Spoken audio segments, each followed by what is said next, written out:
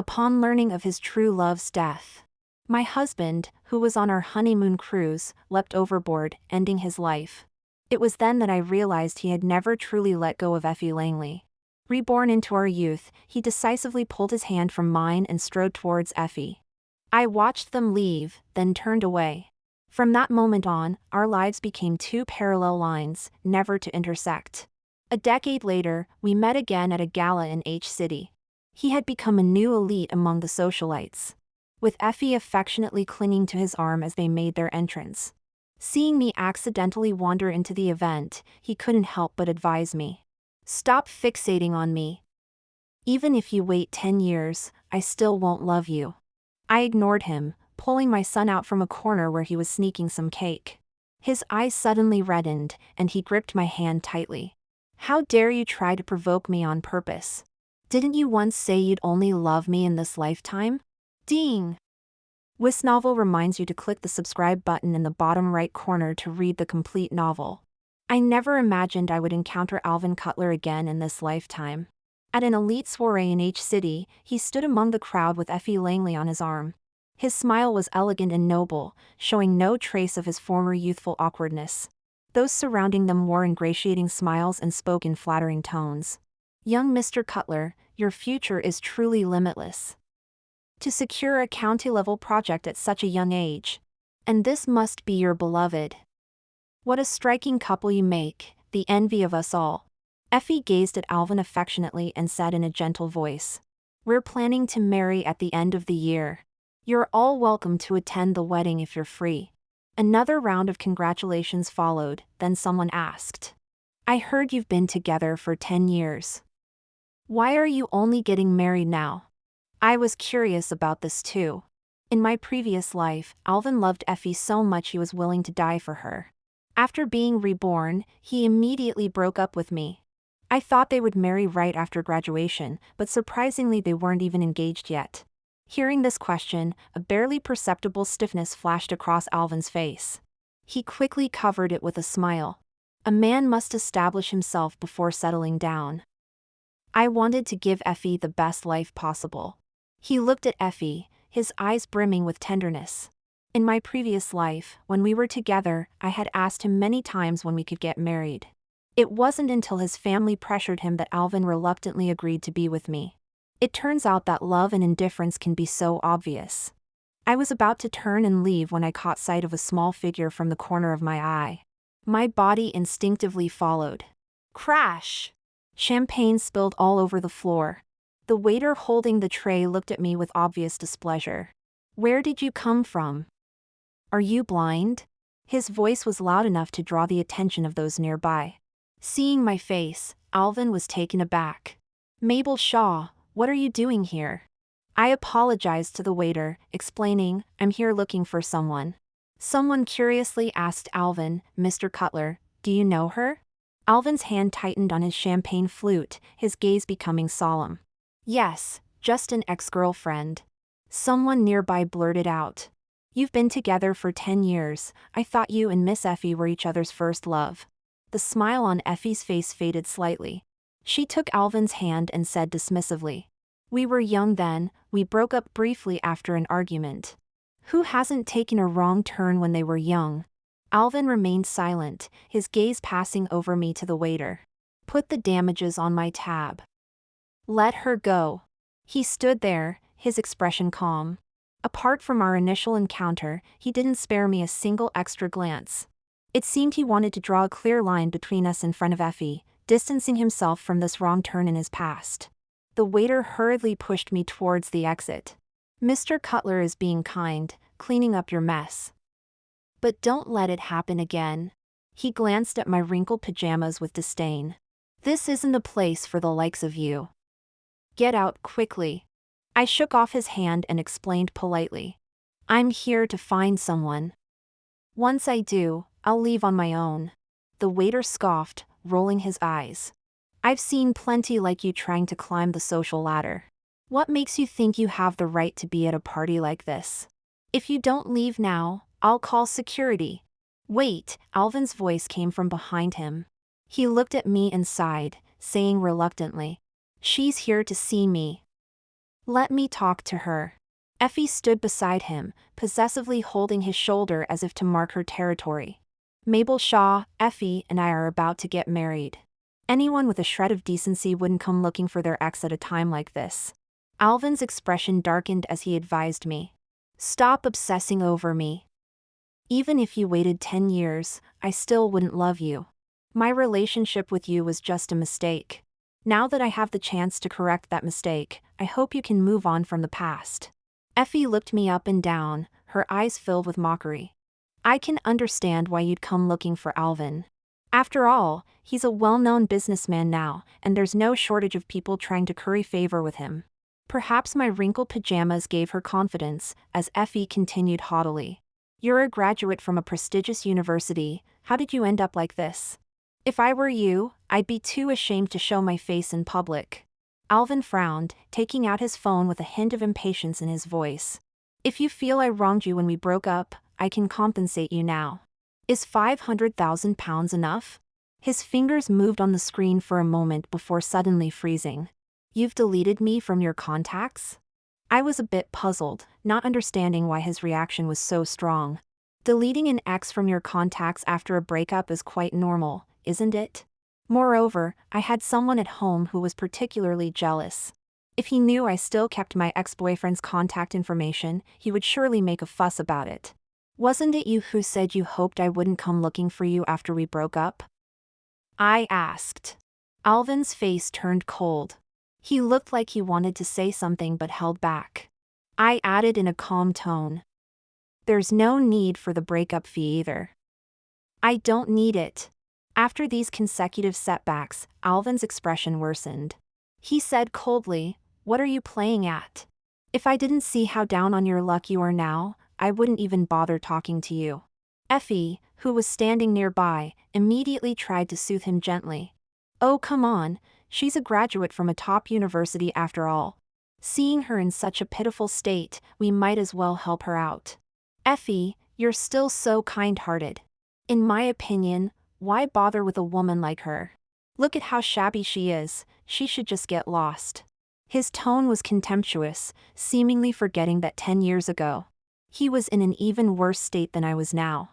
In my previous life, the reason Alvin's family didn't approve of him being with Effie was because she was a questionable woman who liked to take shortcuts in life. The first time I met Alvin at university, he had just picked Effie up from a gentleman's club and was being forced by his family to break up with her. During Alvin's most depressed period, I was the one who stayed by his side, helping him get through it. He loved photography, so I used the money I had originally planned for starting a business to buy him camera equipment worth tens of thousands of pounds. In scorching summers and freezing winters, I, despite my frail physique, would carry dozens of kilos of equipment behind him, just hoping to see a genuine smile on his face. Who would have thought that it was Alvin who confessed to me first? I knew about his past with Effie, and I had seen him occasionally staring at their photos in the album. So when Alvin confessed, I asked him very seriously if he had truly gotten over Effie. At that time, he held me tightly and said with determination, "Actually, I never loved her. I just saw her as a very good friend. It's you I love, Mabel. Let's be together." We dated for 7 years, even his mates couldn't help but be surprised. He liked Effie so much, I thought you two wouldn't last long, they'd say.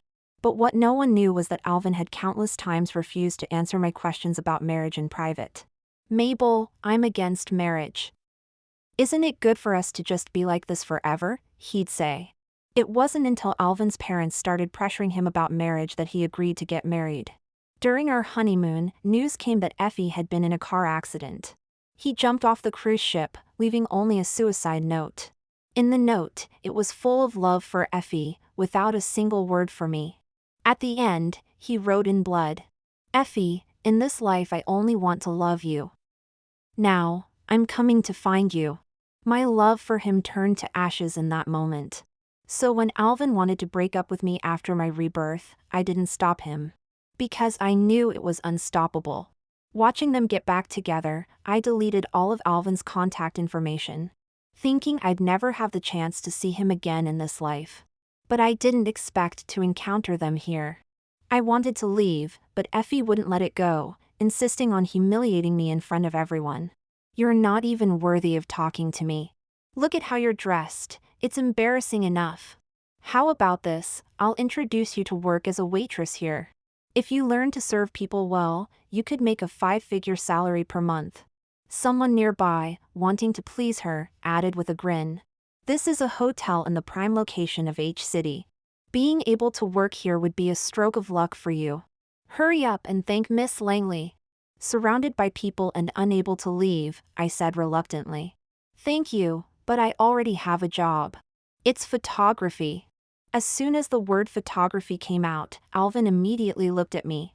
His eyes flashed with complexity, and his lips moved a few times. He turned his head away, not looking at me, and said coldly, "How much can you earn from photography? You can't make a living from a hobby. Since we all know each other, I can arrange a job for you." I was stunned, immediately realizing he had misunderstood. My love for photography isn't because I still have feelings for Alvin Cutler. In fact, in my previous life, when I saw that farewell letter, I had already given up completely. It's just that when I was reborn, I found out all the money had already been spent on photography equipment. I couldn't sell it on secondhand platforms, so I had no choice but to pick it up and use it myself. As a result, I truly fell in love with photography. In this life, I'm not trying to please others, just myself. I politely declined Alvin again, my tone courteous but distant. My hobby is enough to cover my living expenses, thank you for your concern. Seeing that I didn't appreciate his kindness, a flash of anger crossed Alvin's face. You're rejecting the opportunity I'm giving you. Don't come crying to me later. I didn't say anything, nor did I tell him. Now, my photography work is specifically supplied to several national-level publications, as well as top international journals. The various copyright fees, when added up, are not lower than Alvin's income. But if I said it out loud, he would probably think I was bragging. After all, my wrinkled pajamas did look rather shabby. It's all because of my son, who insisted on playing with me in the sandpit. I turned my head for a moment, and he had run downstairs again. I didn't have time to change my clothes before I chased after him.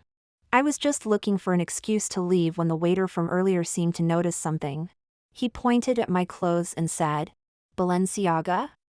Where did you pick up these clothes? You're not a cleaner here who stole them from a guest's room, are you?"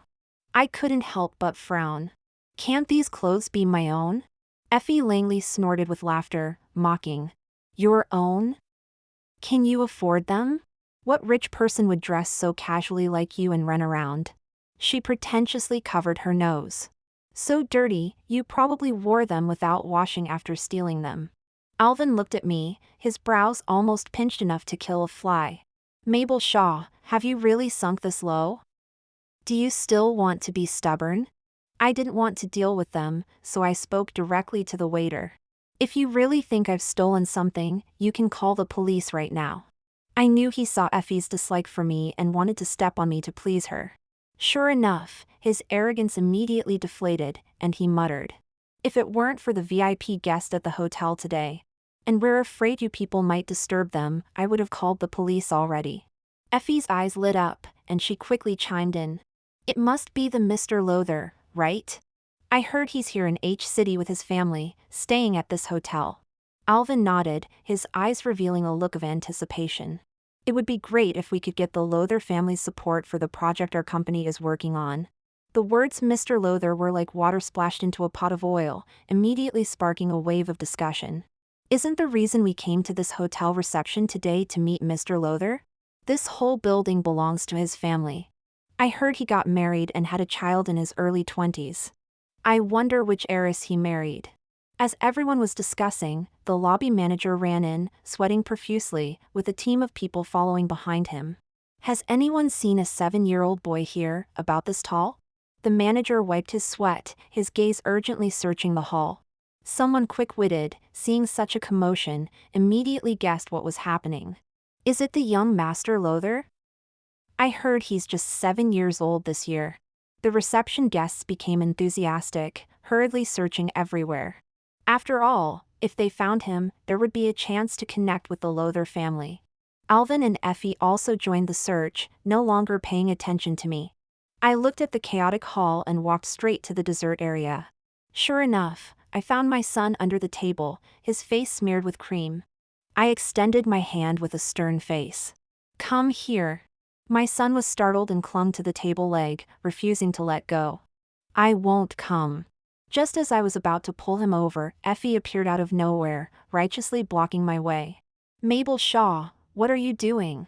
Even if you want to connect with the Lowther family, you shouldn't lay hands on a child. Alvin rushed over at the news, looking at me with eyes full of disappointment. Mabel, I never thought you would do such a thing for fame and fortune. The waiter grabbed the manager and tattled. It's this woman, she suddenly barged into the reception and even stole clothes from other guests.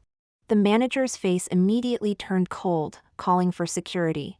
Arrest this thief and send her straight to the police station. If she scares the young master, you'll all be fired.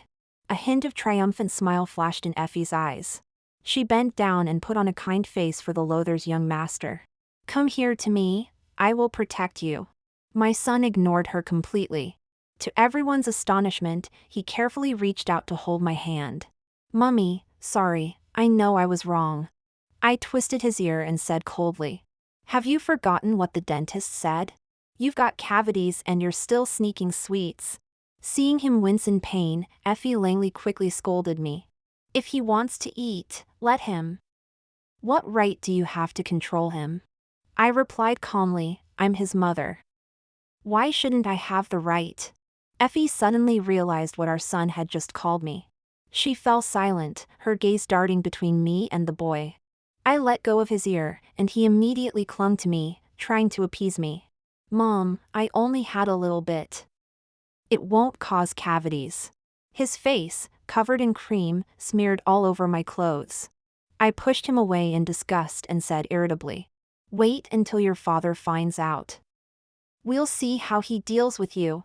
Our son was in the process of losing his baby teeth and had a sweet tooth, which had resulted in several cavities. Whenever he had a toothache, Edric would be beside himself with worry. But he couldn't resist our son's pleading and often turned a blind eye. We were on holiday, and Edric had been called away by work. I was being strict with our son, but he had managed to sneak down to the hotel's dining room to pilfer sweets. Seeing my serious expression, my son hugged my leg pleadingly. Mom, I promise I won't do it again. The hotel manager, standing nearby, stammered nervously, his voice lowered. Are you Mr. Lowther's wife? I nodded curtly. Yes. He wiped the cold sweat from his forehead and quickly forced a smile. We had no idea. Would you and the young master like to go upstairs to freshen up? Looking at the mess of cream on my clothes. I was about to follow the manager when someone suddenly grabbed my arm. I turned to see Alvin Cutler. He opened and closed his mouth a few times before finally speaking. You're married? And you have a child? I pulled my arm free and nodded indifferently. Yes, I got married right after university. Edric and I met through photography. I was on a shoot abroad when I came across him, having fallen down a hillside while hiking. It was a remote area with poor signal, and I had to struggle to rescue him. While waiting for rescue, he curiously looked through some of my previous work and started chatting with me. After chatting, we found that we had many common topics. By the time we returned to England, we were already together. To my surprise, his family didn't look down on my background. Edric smiled and looked at me with determination in his eyes. Mabel, your character and personality are why I chose you. I thought that because of my past with Alvin, I would never be able to love someone again. But Edric made me realize that love is mutual. Looking back on my previous life, those painful struggles seem so distant now. My son in my arms urged me. Mom, let's go find Dad. I want to play with him. But Alvin wouldn't let it go. He stared at me intently, persisting. Don't provoke me on purpose. Didn't you say you'd only love me in this life? Did you say that? A male voice sounded from behind me, followed by a chorus of good afternoon, Mr. Lowther, sir, boss. I turned to see Edric had come down as well. He put his arm around me and looked at Alvin, his tone neutral. Is this your ex-boyfriend? Worried he might get jealous again, I quickly explained. We were together briefly when we were young, just for a month. We haven't been in touch for 10 years. My hasty attempt to distance myself made Alvin's face pale. I thought for a moment and added, besides, I never said I'd only love him in this life. Alvin stared at me, understanding the meaning behind my words. That promise was made by the me in my previous life. In this new life, we had both chosen different paths, so naturally, that promise no longer held. He said resentfully, but we have so much history. How could you forget everything and be with someone else? Effie's face had already turned sour. I sighed helplessly. Why not? You're with Effie now, aren't you? You're getting married next month, yet you're here criticizing me. Isn't that a bit much? Stumped by my words, Alvin's face turned ashen. He was about to say something else when Effie, unable to bear it any longer, intervened. Alvin, let's go. She's married now, it's none of your business. I'm the one who's always been by your side. But as soon as she grabbed Alvin's arm, he shoved her away. Effie's face suddenly flushed bright red. In the past, Alvin would have rushed to comfort her, but now, he didn't even spare her a glance. Effie shot me a venomous look, her eyes filled with undisguised hatred.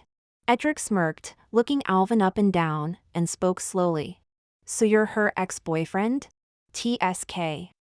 Her taste used to be quite ordinary. What, are you trying to win her back now?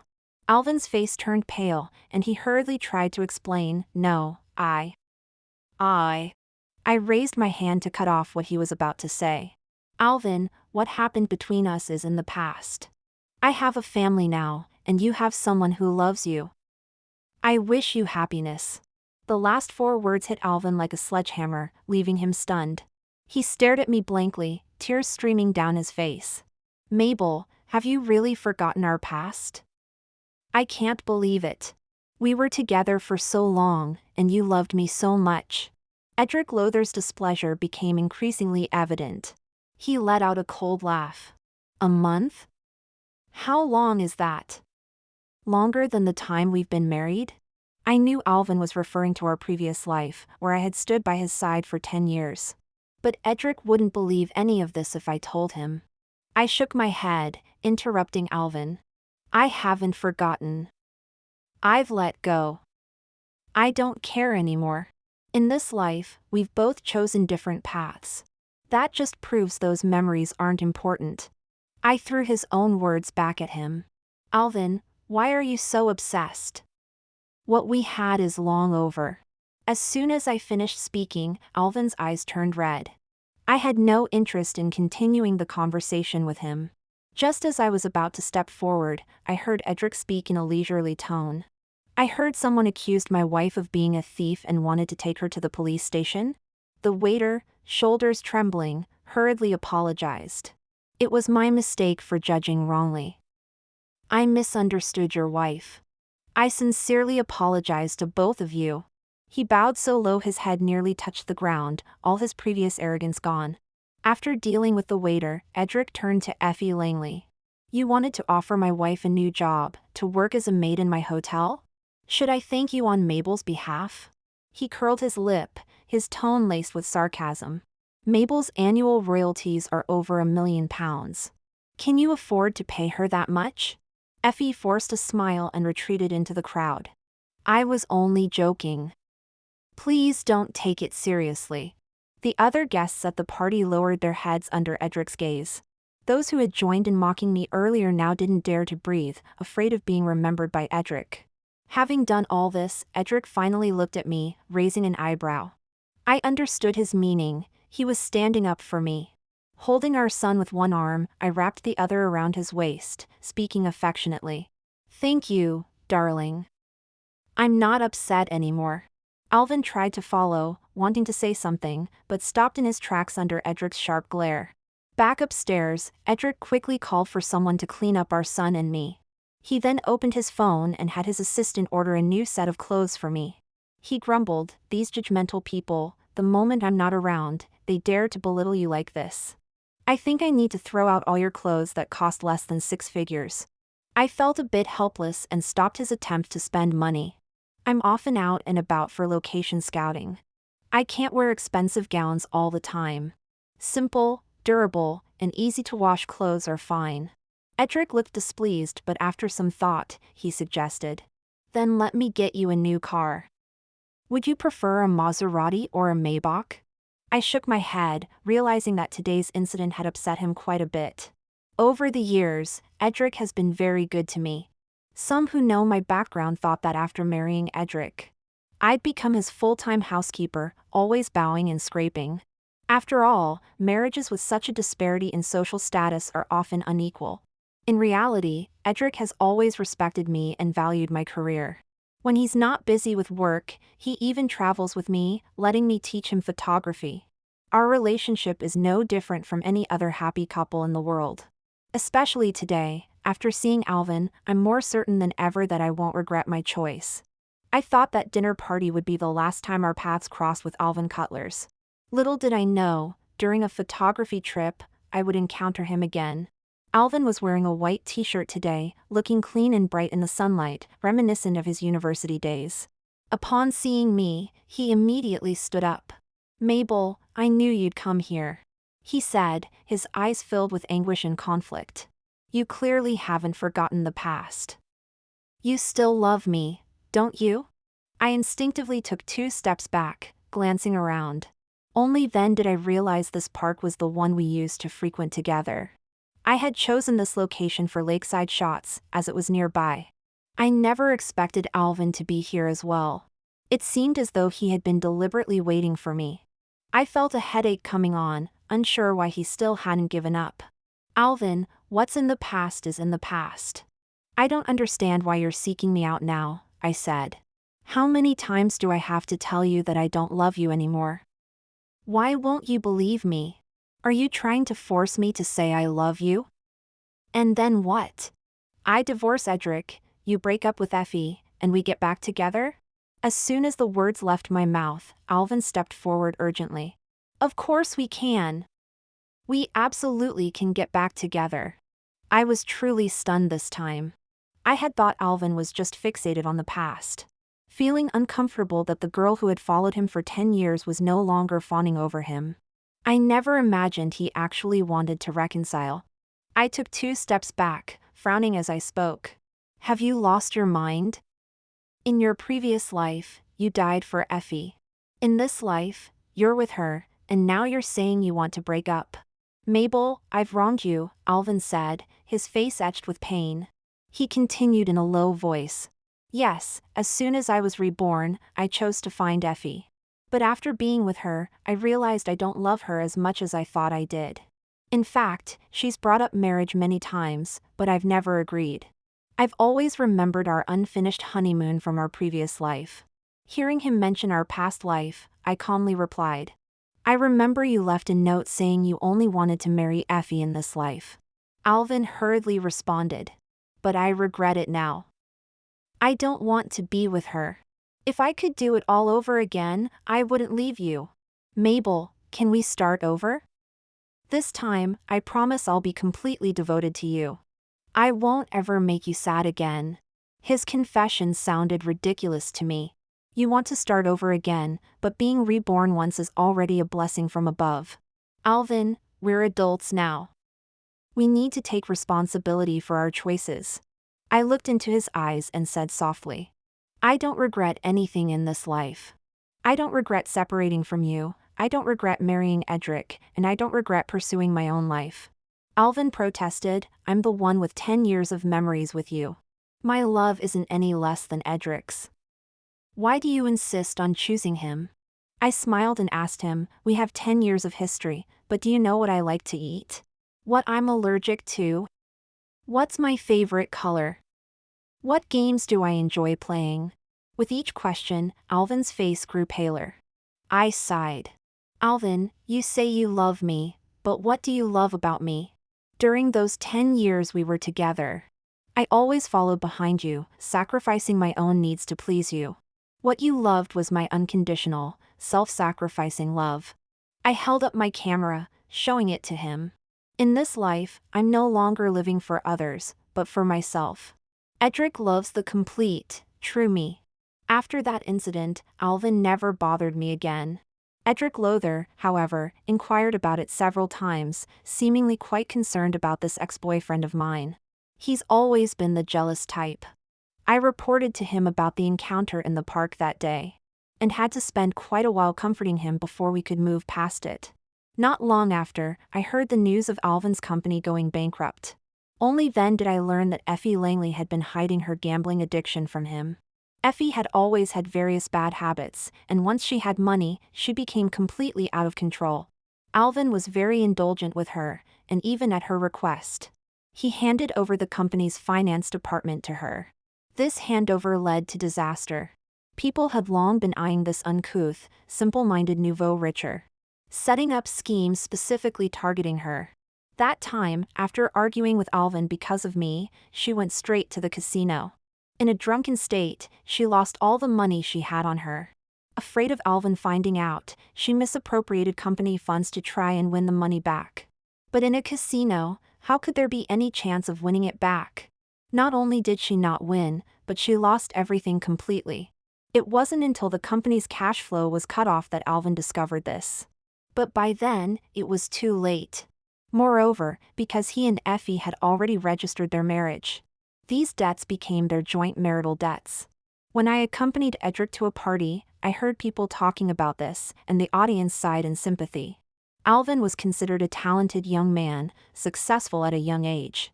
It's a pity his judgment in women was poor. Marrying such a woman has wasted half his life's work. Indeed, I heard she was a club girl. Whenever she lost money, she'd go do unsavory things. The last time Alvin went to find her, he was thrown out by her sugar daddy. Hearing this, Edric couldn't help but frown. Although he disliked Alvin quite a bit, they were both men after all. I'm thinking of finding him a lawyer to help him get divorced. What do you think? I nodded, unable to help but sigh inwardly.